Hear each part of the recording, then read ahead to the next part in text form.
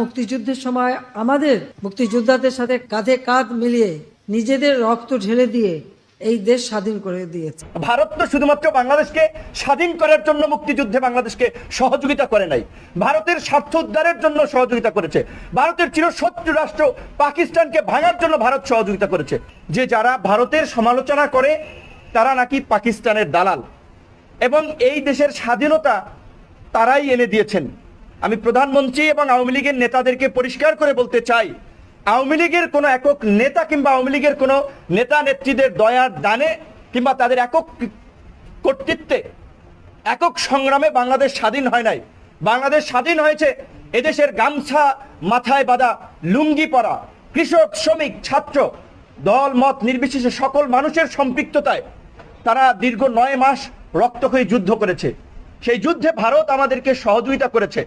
ভারত 1 কোটি শরণার্থীকে আশ্রয় দিয়েছে, এটি সত্য। কিন্তু আপনারা যদি আরো সত্য অনুসন্ধান করেন, এই শরণার্থী শিবিরগুলোতে যে ডোনেশন করেছে শরণার্থীদের খরচের জন্য, তার বেশিরভাগ বহন করেছে মার্কিন যুক্তরাষ্ট্র। এমনকি প্রধানমন্ত্রী যে গর্ব করেছেন যে ভারত সৈন্য প্রত্যাহার করেছে, এখানে প্রধানমন্ত্রীর কোনো কর্তৃত্ব নাই, প্রধানমন্ত্রীর কোনো কৃতিত্ব নাই। সেই সময় প্রধানমন্ত্রী কোনো জাতীয় নেতা ছিলেন না, তার কোনো এখতিয়ার ছিলেন না। এটা সত্য, আমরা স্বীকার করি, শ্রদ্ধার সাথে স্মরণ করি। তার বাবা বঙ্গবন্ধু শেখ মুজিবুর রহমান সেই সময়ে মানুষের শ্রদ্ধার পাত্র ছিলেন। মানুষ তাকে নেতা বানিয়েছিল তাদের অধিকার আদায়ের জন্য। তাই তিনি মানুষের পক্ষে কথা বলেছেন, জনগণের ভাষা বুঝে ভারতীয় সৈন্য প্রত্যাহার করার জন্য ইন্দিরা গান্ধীকে চাপ দিয়েছিলেন। শুধুমাত্র বঙ্গবন্ধুর কথায় কিংবা ইন্দিরা গান্ধীর সম্মতিতেই সৈন্য প্রত্যাহার হয় নাই। মার্কিন যুক্তরাষ্ট্রের স্পষ্ট চাপ ছিল যে ভারতীয় সৈন্য প্রত্যাহার না হওয়া পর্যন্ত মার্কিন যুক্তরাষ্ট্র বাংলাদেশকে স্বীকৃতি দিবে না। অনেকগুলো প্রেক্ষাপট এবং অনেকগুলো প্রভাবকের কারণে বাংলাদেশ স্বাধীন হয়েছে। বাংলাদেশ থেকে ভারতীয় সৈন্য ভারত প্রত্যাহার করে নিয়েছে। সামগ্রিকভাবেও সবকিছুর ঊর্ধ্বেও ভারত আমাদেরকে যে সহযোগিতা করেছে তার জন্য আমরা ভারতের প্রতি কৃতজ্ঞ। আমরা ভারতের সাথে একটা বন্ধুত্বপূর্ণ সম্পর্ক আমরা রক্ষা করতে চাই, কিন্তু আপনাদেরকে ভুলে গেলে চলবে না। আপনাদেরকে ইতিহাসের সঠিক বিষয়টা অনুসন্ধান করতে হবে। ভারত তো শুধুমাত্র বাংলাদেশকে স্বাধীন করার জন্য মুক্তিযুদ্ধে বাংলাদেশকে সহযোগিতা করে নাই, ভারতের স্বার্থ উদ্ধারের জন্য সহযোগিতা করেছে।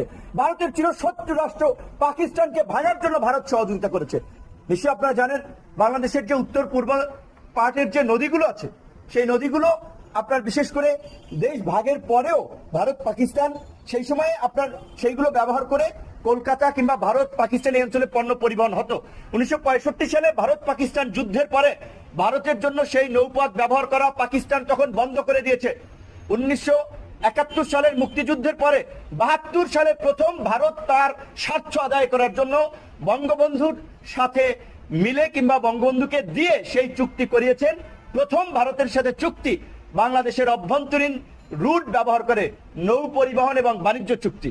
ভারত তার লাভের জন্য 65 পর ব্যবহার করতে পারে নাই, মুক্তিযুদ্ধের পরপরই তারা সেই ধান্দা হাসিল করার জন্য কিন্তু তারা ঠিকই কাজ করে গেছেন। প্রধানমন্ত্রী প্রতিবার যখন দেশের বাইরে যান, বাইরে থেকে এসে সমস্ত পত্র পত্রিকা, সিনিয়র সাংবাদিক এবং সম্পাদকদেরকে ডেকে সংবাদ সম্মেলন করেন।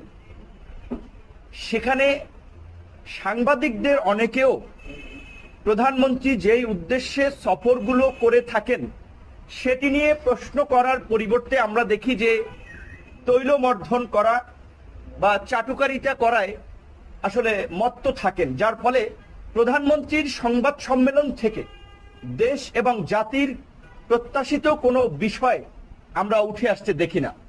বরঞ্চ প্রধানমন্ত্রীর কথায় এমন কিছু মন্তব্য থাকে যেটা তার দলের নেতা কর্মীদের মধ্যে অসহিষ্ণুতা তৈরির পাশাপাশি সমাজের সংঘাত